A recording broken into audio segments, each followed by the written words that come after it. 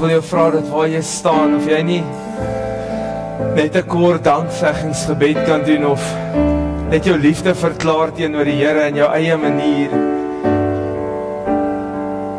Net in 1 of 2 sinne sê, Here, ek is so dankbaar dat ek saam met my familie en vriende kon wees, of dankie dat U aan die kruis gesterf het, of dat U gebore is, of Here, dankie dat U voorsien, dankie dat U die een is wat in beheer is, dankie dat U my genees het, dankie dat U my gered het. En dan het 'n sin van liefde wat sê, Here, ek het U lief met alles wat in my is. En Here, dit is ons heilig, heilig, heilig. Waar ons as gewone mense kan kom in U troonkamer, aan die voorhangsel is afgeskeur. En ons stap tot voor die koning se troon, en ons buig neer en ons sê, U is heilig, Here. Ek verdien nie om hier te staan nie, maar U het my uitgekies die dag, toe U aan die kruis gesterf het, Jesus, om ook hierdie toegang te hê tot Abba Vader se troonkamer. En wanneer ons hier staan, wil ons sê, dat ons is dankbaar. Ons is lief vir U. Here, ons is nie 'n God wat ver is nie, maar U is 'n God wat naby gekom het, Here. En dit is ons voorreg om voor U te kan buig en te kan uitroep, heilig, heilig. Dankie, Here. Ek wonder of ons dit 'n laaste keer kan sing. And the angels cry. En gee jou offer vandag om te sê, Here, daar's niemand soos U nie. Daar's niemand so groot soos U nie. Want jy sien, as jy God groot maak, raak jou probleme kleiner. As jy God groot maak, raak jou vrese minder. Want dan erken jy wie die een is wat die onmoontlike moontlik kan maak. En die vyand sidder, want hy weet wat die naam van Jesus kan doen in jou lewe. So kom ons sing dit en ons verklaar dat daar niemand soos hy is nie. Dankie, Here. Ons aanbid die koning Jesus. Thank you, Lord. And the angels cry, holy, all creation cries, holy, you are lifted high, holy, holy forever.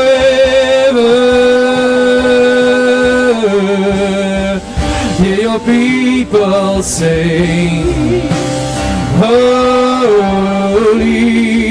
to the King of Kings, holy, you will always be, holy,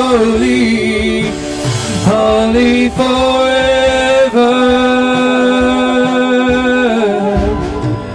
You will always be holy, holy forever.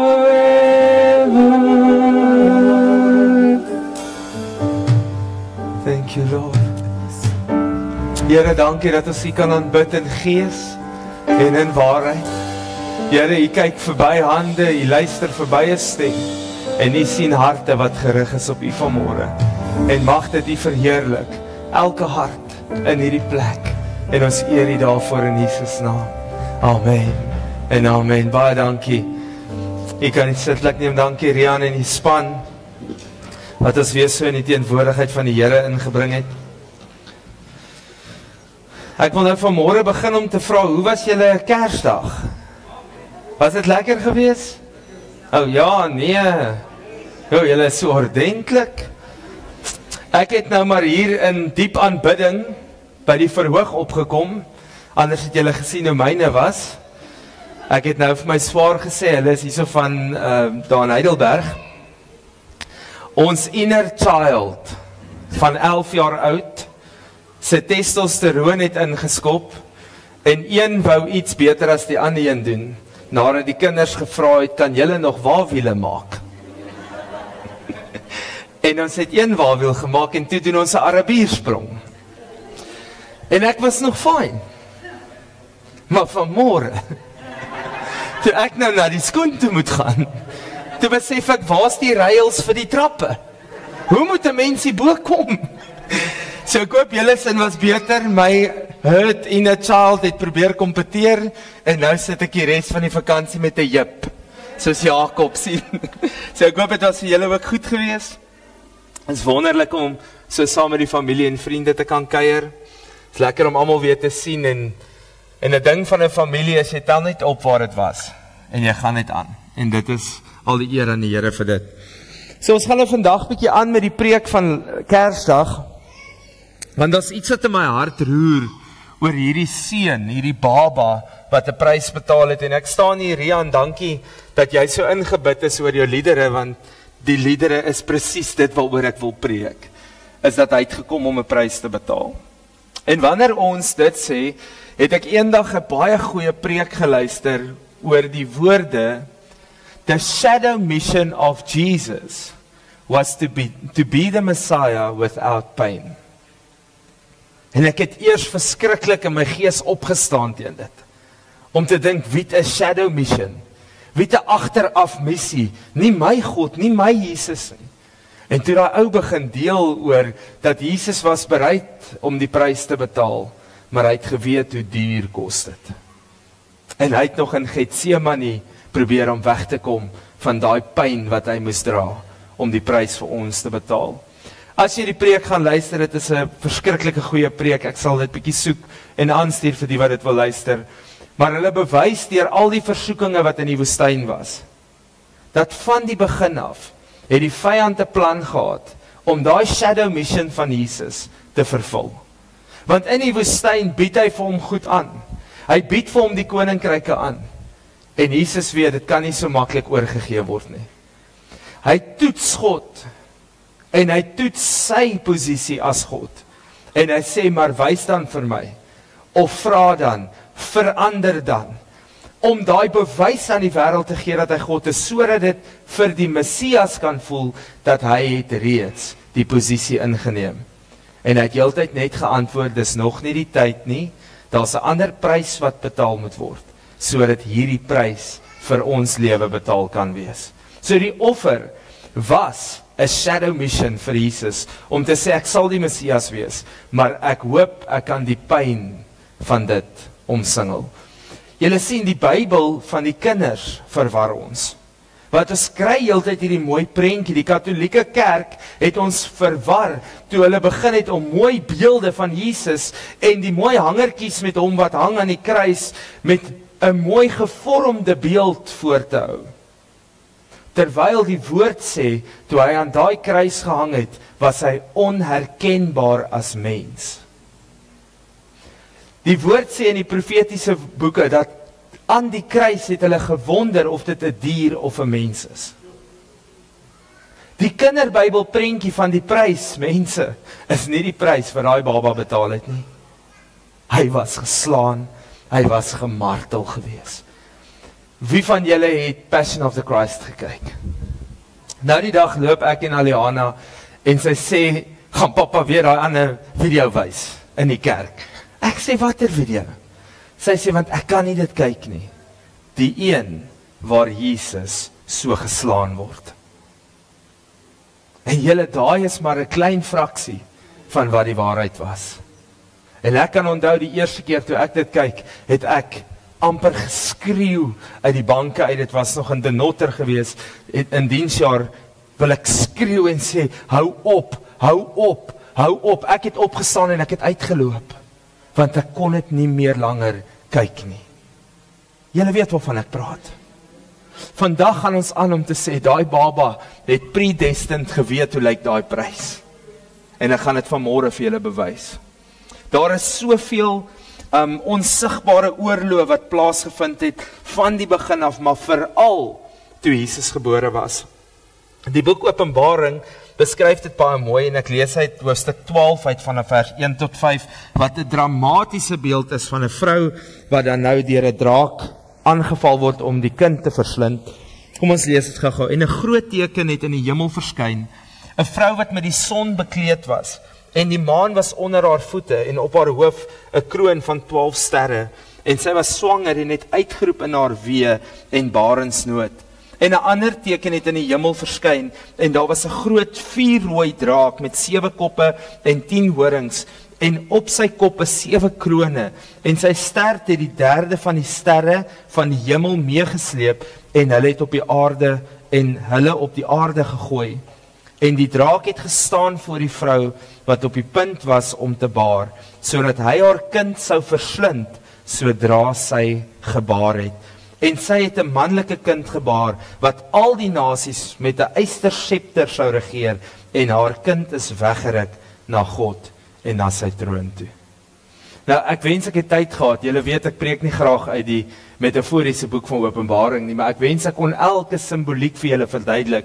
Maar kan julle hoor dat aan sy stert was 'n derde van die sterre gewees wat op die aarde gegooi is.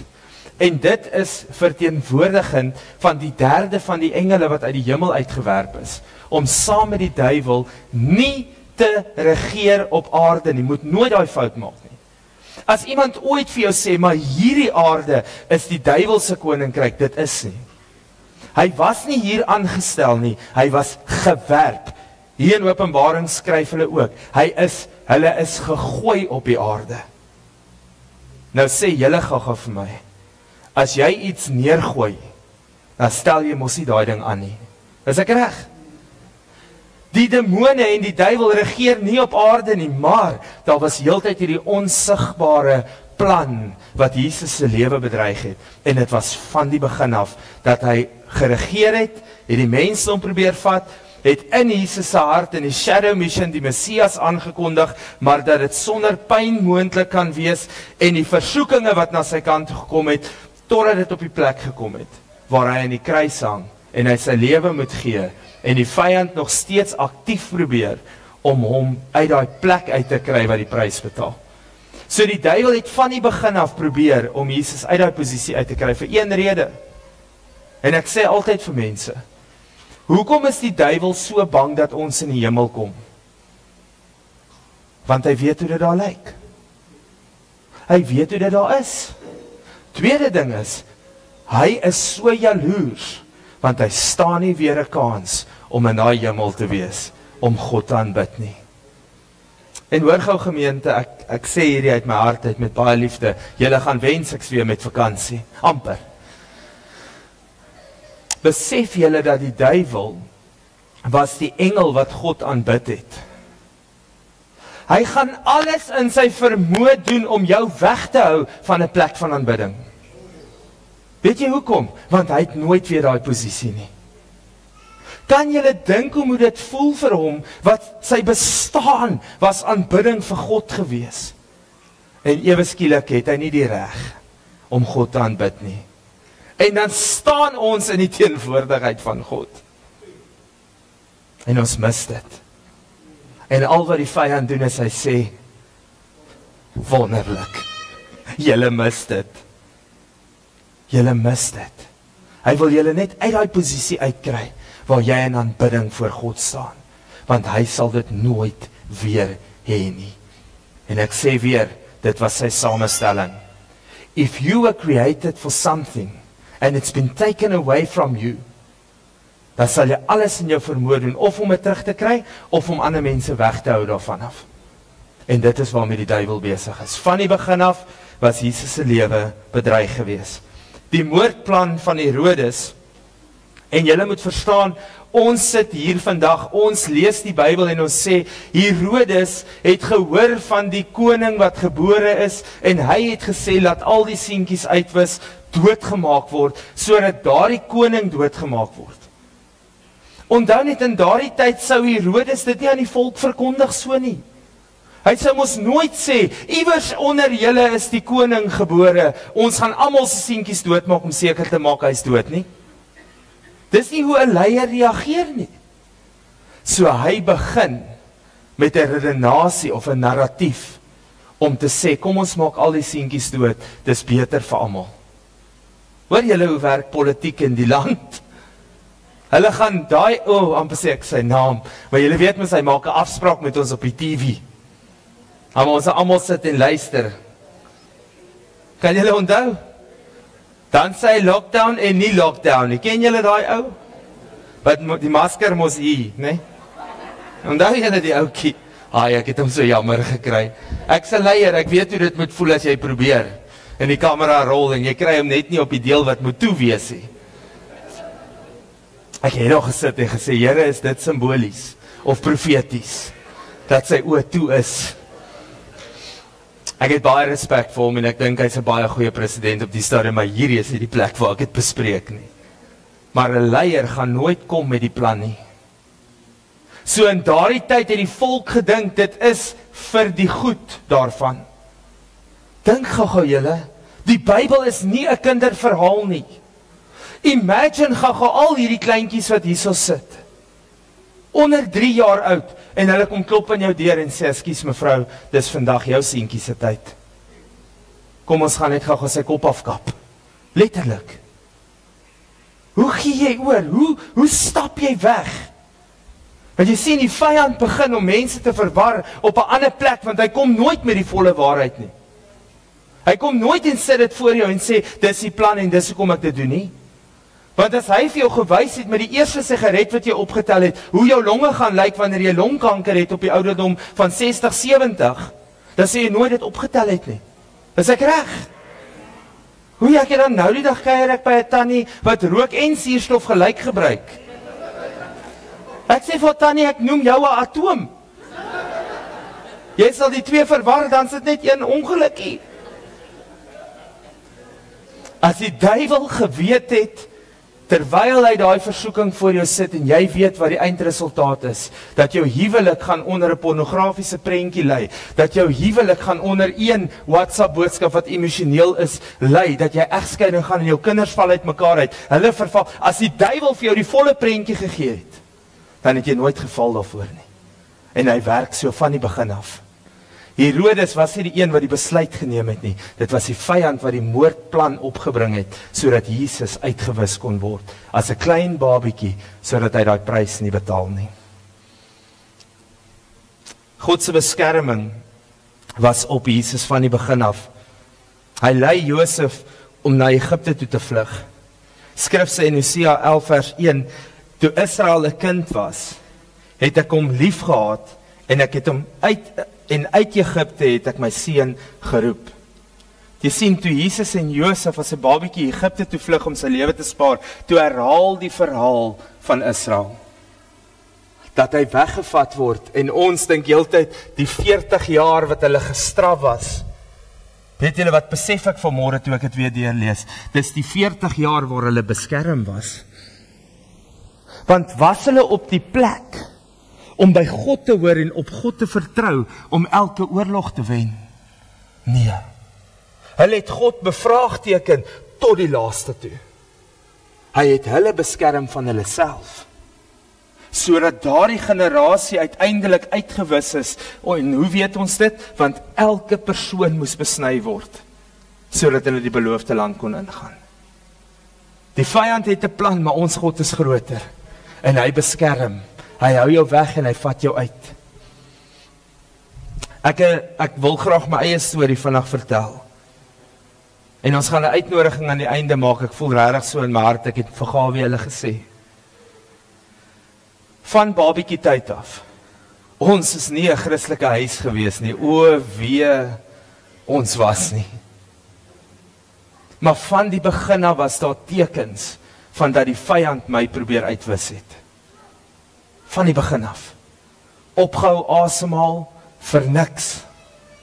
Bloot omdat hulle nie al die slijm uitgepomp het toe ek 'n babietjie was nie, toe kristalliseer dit in 'n ou 20 sent vorm. En het 'n klep in my keel gevorm. En ek het letterlik blou geword talle male.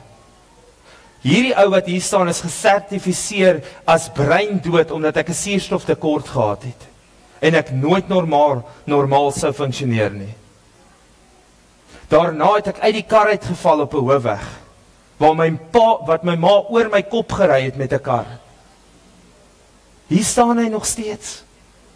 Soveel stories oor my eie lewe waar jy kon sien. Hoe sal 'n familie wat ongered is, 'n klein babietjie van 18 maande begin pastoortjie noem? Hoe?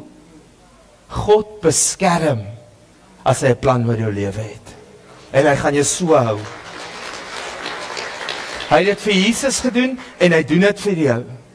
En as jy vandag hier sit en jy weet en jy moet dit baie mooi vashou hier agter, dat daar is 'n target op jou rug deur die vyand, dan moet jy weet daar's groot roeping oor jou lewe. En die tweede ding is dat die vyand probeer jou stil maak. Dis al. Hy wil jou net stil maak. En ons gaan na die tyd bid daaroor, so kry jou hart reg. Ons gaan vandag en dan kan die mense vorentoe kom, dat ons vir julle hande oplê, sodat ons daai ding kan breek oor jou lewe. Want dit kan 'n vrees word. Jy leef nie jou volle potensiaal nie, want jy leef heeltyd met hierdie swaard wat oor jou kop hang. Die tweede ding wat ek wil sê oor Jesus is die profeseë wat Jesus se dood vooruit beskryf het.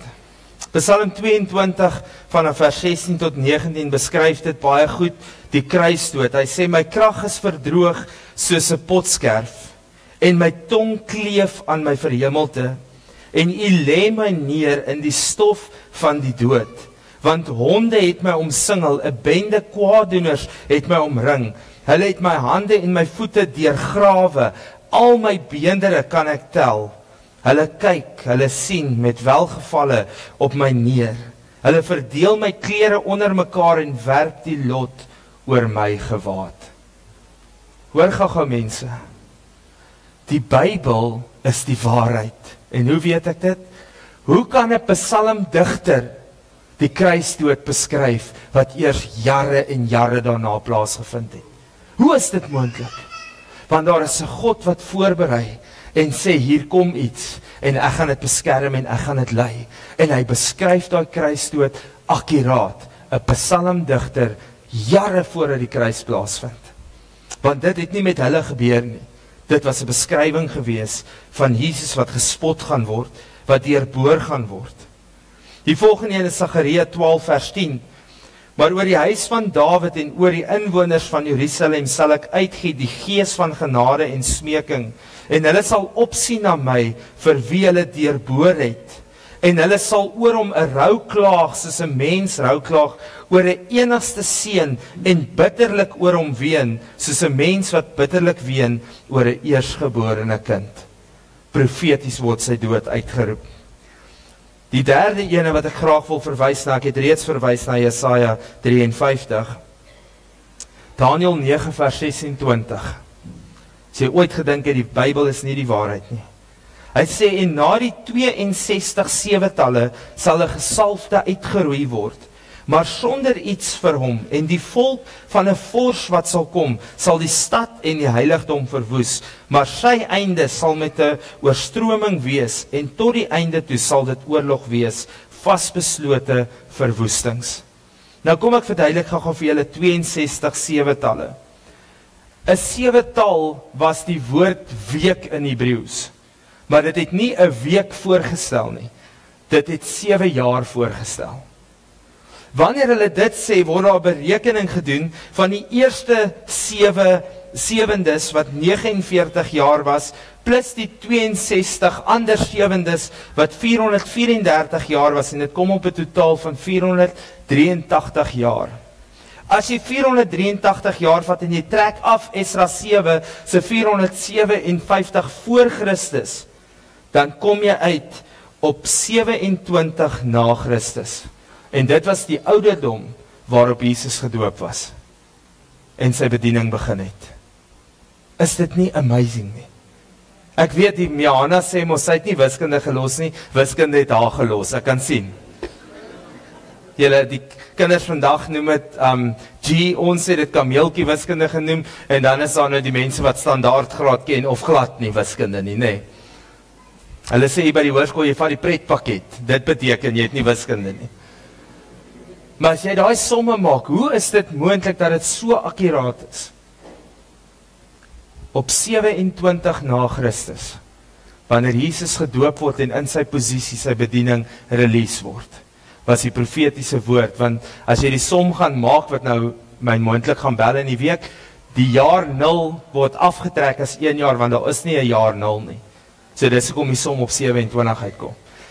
As ons sê op 27 het die kruisiging begin, dan wil ek vandag vir julle sê, die oomblik wat jy in jou bediening instap, begin die vyand om 'n kruis op jou lewe te sit. En daardie kruis kan moontlik lyding wees, en jy kies of jy gaan deurstaan, en of jy dit gaan aflê. Of jy jou bediening gaan uitleef, en of jy gaan sterf sonder om enigiets te bereik. Die derde punt wat ek wil maak is, hoekom moes Jesus sterf? En julle almal ken dit goed, maar ek wil dit graag bevestig vandag vir julle.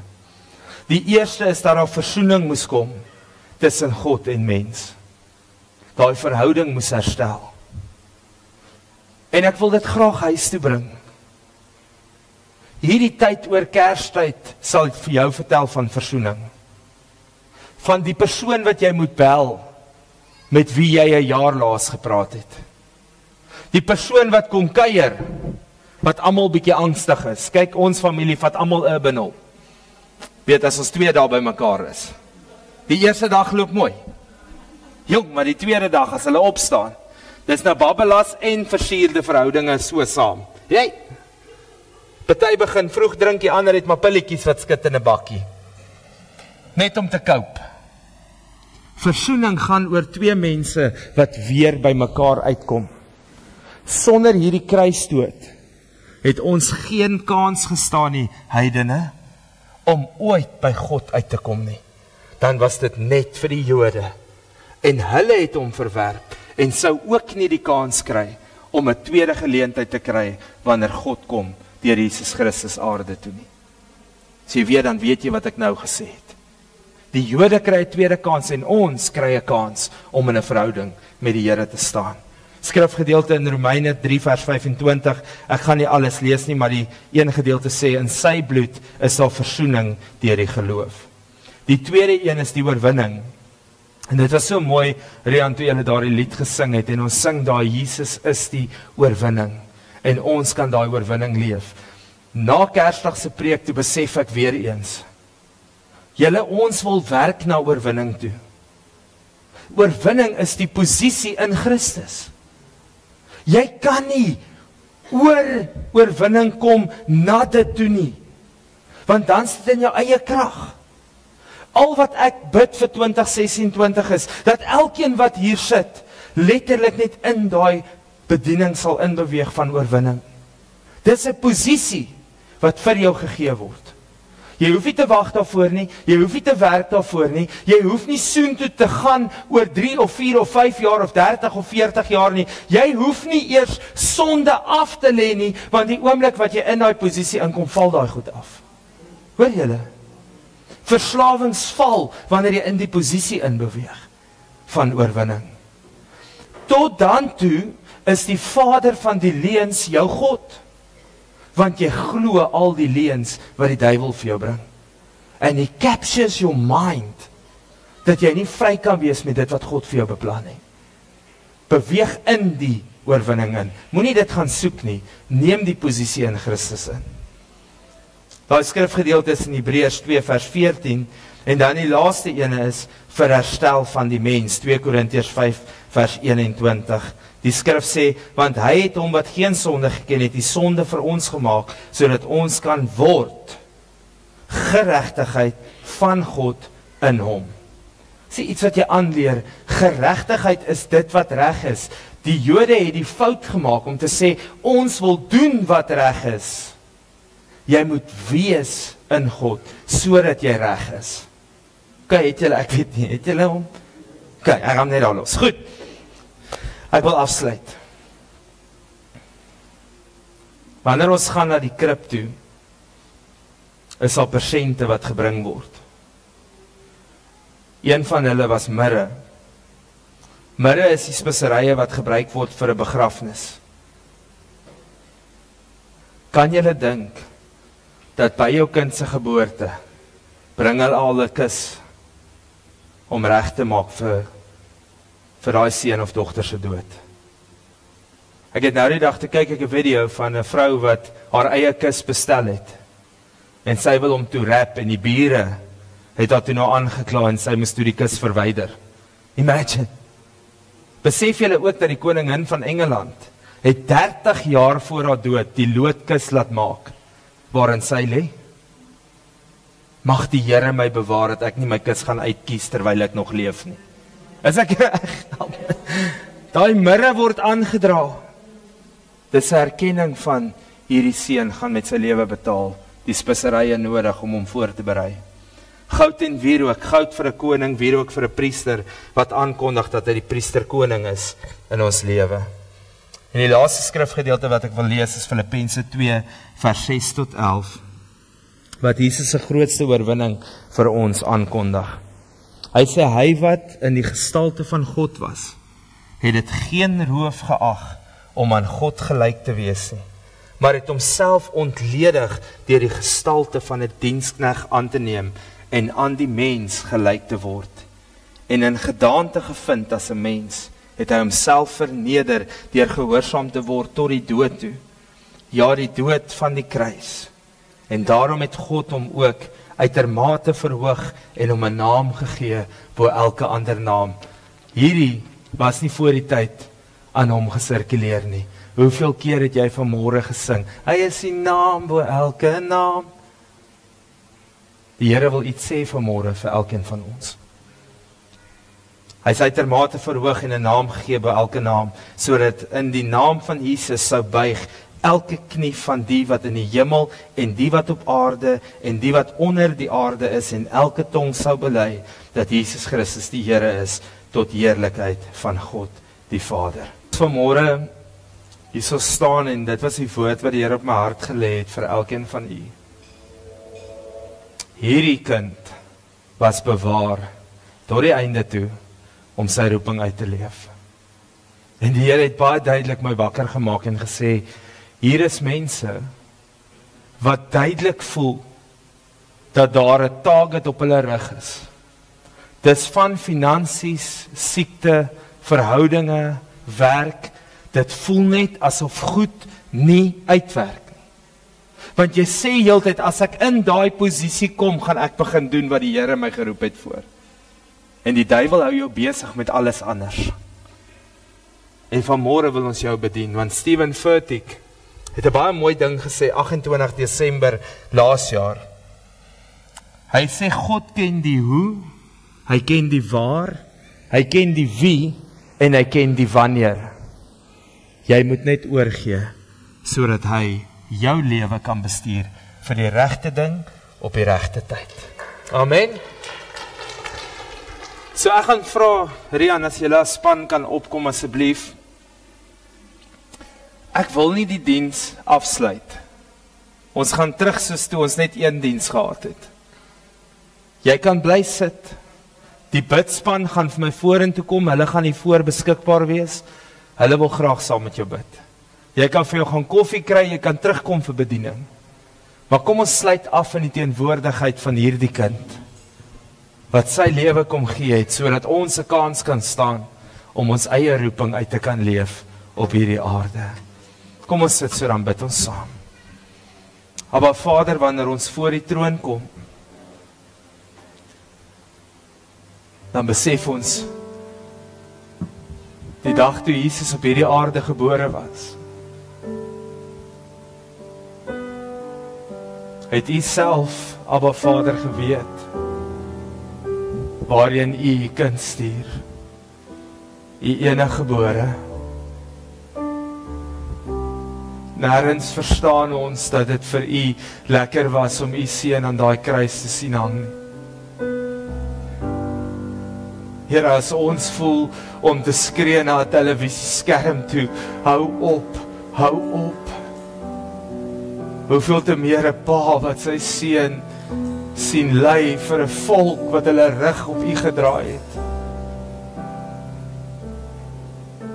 En vanmôre, Jesus, kom sê ons 'n groot dankie, want ek myself het weer besef dat die mirre wat aangedra was na daardie krib toe het aangekondig dat die 3 dae in die graf voorbereiding is. Maar dit is 'n liggaam wat daar lê, onherkenbaar, deurboor, gespot. En in die laaste tyd, so alleen. En U het dit gedoen vir een rede. En dit is dat ons elkeen ons roeping kan uitleef. En Here, my gebed is dat vandag as ons hierdie woord deurdink, dat U ons sal herinner, dat U nie verniet hierdie prys betaal het nie. U het nie verniet bloed gesweet nie. Ons gaan nie dat hierdie kruis dood niks beteken in ons lewe nie. Ons wil die posisie inneem wat die vyand ons vanaf weghou. Want Here, ek hoor vanmôre weer iemand wat preek en sê, solank hy jou net kan stil maak, het die vyand oorwin oor jou lewe. Solank hy jou kan stil maak, oorwin die vyand oor jou lewe. En Here, ons wil die oorwinning leef van Christus. Ons wil uitgaan en ons wil wees ligdraers. Ons wil die duisternis uitwis deur U lig wat deur ons skyn. Want Here, ek besef weer vanmôre, elke bose mag is onder die voete. En met Christus is ons meer as oorwinnaars, Here. Ons gaan nie meer vrees nie. Ons gaan nie terugstaan nie. Ons gaan nie meer bekommerd wees nie. Ons gaan elke keer wat die vyand ons vasvat, gaan ons lewe voor U neerlê en sê, U is meer as die oorwinning. En daarom kan ons met U in ons lewe stap as oorwinnaars in hierdie lewe.